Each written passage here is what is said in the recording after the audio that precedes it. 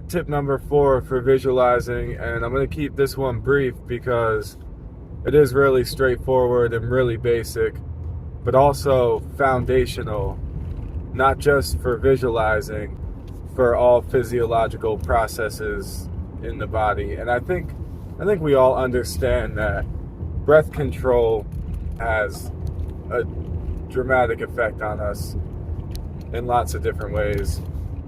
And we're not going to get all into that today, but today the point is just practicing conscious breathing to help you visualize. This isn't really about oxygen levels in the blood or the brain or the body. That stuff is really important too. Today I just want to address the idea of rhythmic breathing. And, there's patterns and rhythm in your breath. And that's a frequency. There's a frequency to your breathing.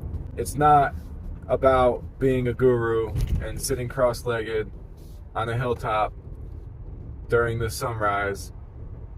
You don't have to be anyone special. You don't need strong lung power or anything to do this.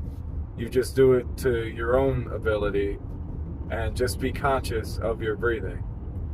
Anywhere you go to look up tips for visualizing, this is going to be one of the first tips you see.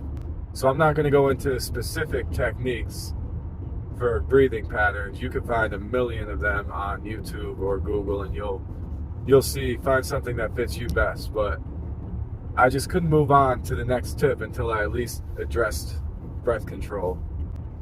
And stay tuned for the next one, because tip number 5 is going to be the biggest one yet. We're going to go all in on that one. It's probably going to be a 2-part because I won't be able to fit it all into one video, and there's 2 very important aspects to understand about the next tip.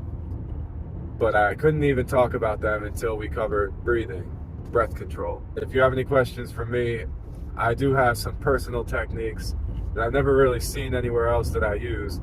There's also some techniques that I have learned from, so we could talk about all that. But yeah, stay tuned for the next one, and just remember to breathe. Thank you.